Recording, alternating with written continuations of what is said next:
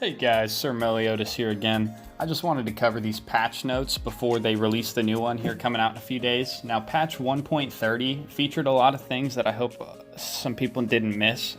There's huge changes in the game that are coming as well here in this next patch update, but just to cover patch 1.30, one thing that changed, obviously we got a new hero, which is cool. We haven't gotten very many of them from this faction, which is awesome.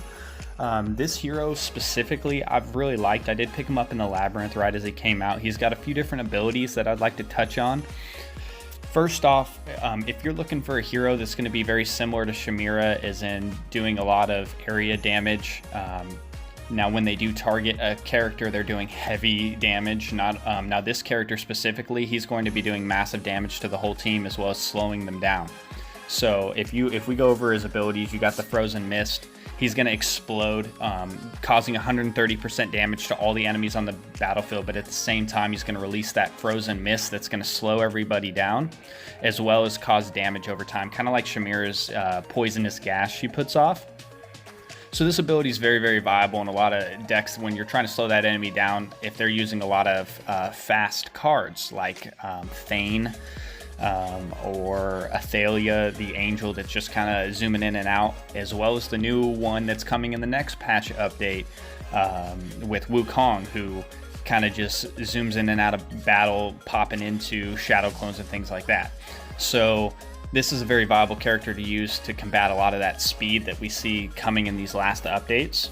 Moving on to the next ability, you have his Glacier Shards. He's going to shoot out 3 different shards in multiple directions. Again, it's going to damage multiple people. They're going to slow down losing haste. Now, however, with this ability, like when they start getting less heroes, you're going to obviously hit the same hero multiple times. So when this happens, it will do less damage over time, just to kind of give it a fair disadvantage, I guess, because that ability is very kind of overpowered alongside with all his other abilities that are still freezing. So it's like everything coming out of this guy is going to slow your team down. So moving on to the Frozen Beam, this is what I was talking about earlier. Chimera's kind of got her own version of it. This one's going to cause massive damage and then again freeze them for 3 seconds. So as well as it can cause up to 270% damage at level 3, so this gets pretty intense pretty fast. And moving on to his last ability, the Frozen Serpent. Now this is going to be another ability that's going to let's see, while there's Frozen Mist present on the battlefield, so it's going to feed off that first ability. His Frozen Serpent attacks an enemy with its ice breath, dealing 160% damage to them, causing them to become frozen yet again for 2 seconds. So as long as this guy's on the field, the other team's not going to be able to do a whole lot. The idea is to keep this guy alive, get his abilities going. I could see him pairing really well with someone like Rowan, who again is constantly regenerating your hero's energy. So this guy's very, very viable. He's I didn't want you guys to miss that on this last patch update, so make sure you are checking these heroes' skills. Now, a few things changed. Before we jump into the new event, the Hero of Asperia, I did want to talk about some of the new balancing updates, because this game is getting really good about balancing these new heroes. Some of the cards that did change, just so you're aware of. This Nara, she got a little bit better. Her Butchery ability is actually restores up to 700 points now, instead of how it had been in the past where it wasn't quite good. I'm hoping this is going to make her a little more viable in a Graveborn deck, but we'll have to see as that time progresses. Another hero they keep, for some reason they just won't leave him alone, is Brutus. They can't find a way to make this guy fair. He's just too good. Again, they made him a lot better. I'd suggest reading his abilities one more time, just to get familiar with him. His 30% of max HP is restored, restores 15% of Brutus's max health, and after the ability Last Grasp. So he's got a lot of abilities that once they start activating, it's really hard to slow him down. He's hitting a lot of players at once. He is one of the best characters in the game, attack damage wise. They did a really crazy job designing his mechanics. It's very, very hard to get past him if you don't have either a factional advantage on him or you've way out leveled him. So that's a character definitely to watch out for. Another one that I think is unestimated that they just changed a little bit is this guy, and he takes forever. He takes forever to take out too if they have a good Wilder team. this is a very, very difficult guy to manage, but they did just make him a tad bit difficult.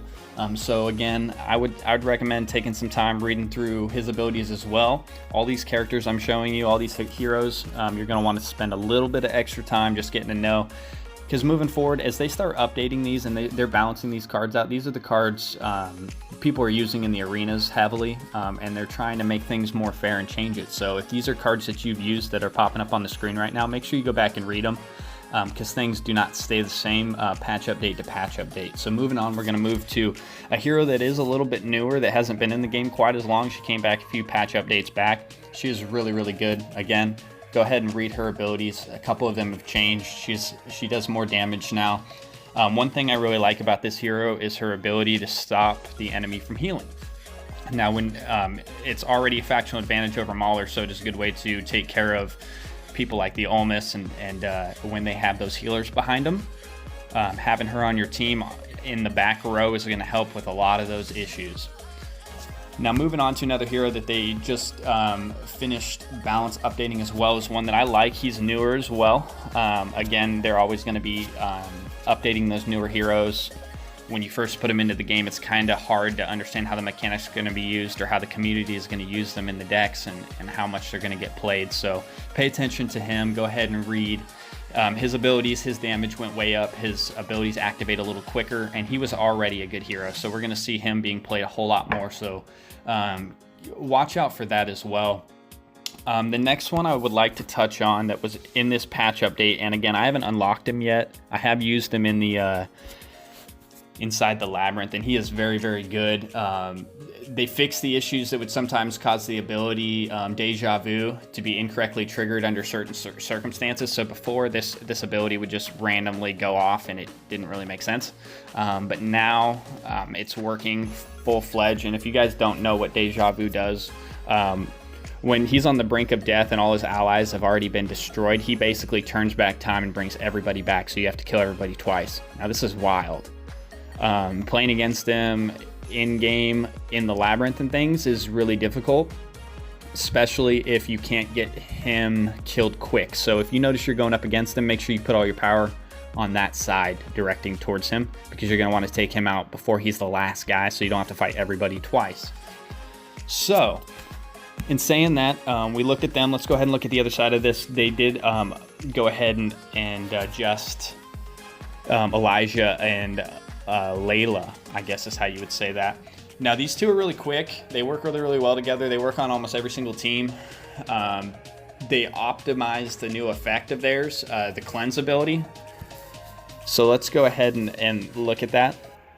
If Layla is affected by an enemy control ability, Elijah will remove all negative effects from her and create a shield around her equal to 280% of their attack rating, which is insane. So soon as she becomes the one that's running out and attacking everybody, as soon as she becomes affected by negative effects, those are going to come off pretty quick, as well as she's going to have immediate defense. So there were some animation effects on that, but they fixed it now, so it actually looks a lot cooler, a lot cleaner. They didn't really change anything to make her stronger or weaker, but this is already an overpowered card. If you do get the chance to get your hands on it, it is a hard card to come by and level up. But moving on to one of my favorite cards next is actually Shamira. She's been one of my favorites since the beginning. She does massive damage to everybody. Most people, when they start out, they get a lot of light bearers, so she's super good in the arena. She's super good to hold on track.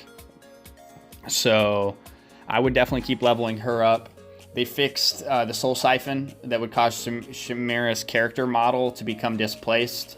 So they didn't really change her abilities too much. It just, when she would throw off certain abilities, it would kind of mess up graphically. So it just shows the game developers are paying a lot of close attention to what's happening in the game, and then they're fixing those small issues. It shows a lot of attention to detail, and I think that's a good thing moving forward. It shows that they care about the company, and they're going to continue to develop this game into things that it can be, which I think is awesome. Now, they did fix quite a few more heroes going through. Titus, which is a new hero. One other one I wanted to touch on was Fox. They fixed an issue causing the ability Coffin to throw an enemy out of the coffin, even though the ability had not successfully confined them. So they're slowly fixing these little abilities that kind of happen. So if you see them in game, you got to remember, if you're on like story or something and your abilities don't activate the way you think they do, it's a computer system and there's a lot of random chances that are happening. So go ahead and just exit out, try the battle one more time. Sometimes you have to, what I've noticed is if I get stuck on a level, I'll just be monotonously clicking it to do my dailies and I'll beat it randomly, and nothing changed. I didn't level nobody up, so my abilities just happen to activate at the right ways at the right times, and that gets you through a block as well. So make sure you are trying that and staying on top of not only your skills, but your hero's equipment, the gears. That is all super important. If you can get to where you have all their factional equipment, that stuff's going to help you as well push through and kind of get past those sticking points. So now that we've talked about some of those new heroes, some of the adjustments, they did make some more adjustments with those characters, mostly just in making sure that the abilities are being triggered on time and being triggered correctly. So that's really good. I did want to talk about the Heroes of Asphyria event. So basically what this event is, it's a global event that's bringing everybody in together. We've got a trophy system now. It's starting to look slightly like Clash Royale, like a Supercell version. You got your trophies up there, and you're going to battle for trophies to get into a higher tier. Now, the seasons don't last very long. It seems like they seem to be very short, but the higher you progress, you're going to unlock rewards at the end of the season. If you can get into Diamond Season, you're going to get 50 of these league points, and so on as you progress. These league points are used for the heroic rewards here. Once you get 50, you'll get a new frame, kind of to showcase that you've made it a little further in the game. So in battling this, you are using several different teams. So it's very similar to the Arena, the Legends Challenger Tournament, as to where you need to have your full formation of 3 teams. If you do get high enough, however, they are requiring you to have 7 teams. As you can see here, all these top players, where the game released originally, have top teams maxed out, which is insane. So dropping all the way back down here to where I'm at, you'll click on here and fight. And once the day resets, we'll be making another video tonight. I'll be actually featuring Sir King or Sir Bon. I'm not sure which one's going to be attending this video this evening, but we're going to go over the Labyrinth and we're going to go over some of these events a little bit more in depth, where I can show you, and we have some tickets to battle. So we also have some strategies. We can tell you what's kind of working for us to push our way through and kind of get these rewards. So that's kind of touching on that event. It does have some cool stuff. You'll get a lot of cool events along the way as you hit different tiers throughout that.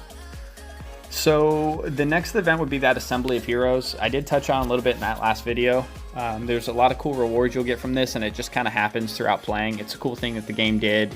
They're really good about just helping the community out and giving them things that are going to push them forward a little more. They just handed out that Wukong before this new patch update comes out. So again, support them on social media, support them on Facebook, LinkedIn, Instagram, all that good stuff. So they'll continue to support us as we support them.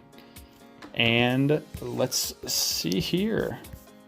If we pull over to our heroes one more time, portraits, make sure you're paying attention to these. They're going to tell you a lot about the game. It's going to show you when the new characters are coming out. Make sure you check out all the new ones that are coming out. Stay caught up on the Facebook page as well. They post nonstop. If you haven't gotten the New Year's redemption codes, make sure you take a look at those as well. I can leave a link in the comment if you'd like. And you guys can get the special event redemption codes as well, which are always awesome.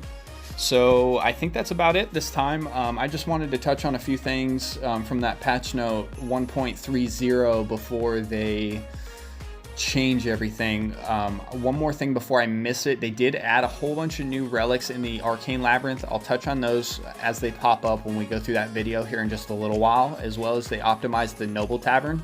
After summoning a particular faction, the interface will now automatically revert back to that factions pack. So they've been optimizing a whole bunch of things in the stores, as well as challenges and all kinds of things. So if you guys have any questions about any of the updates, or if you have any ideas for cool updates, post them here. They're definitely watching these videos, and they're pulling in this content from all over the place so that they can make this game better for everybody playing it.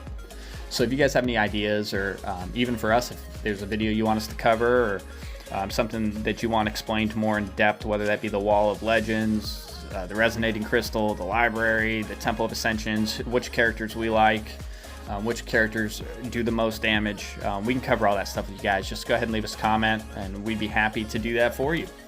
So until next time, have a great day. Sir Meliodas out.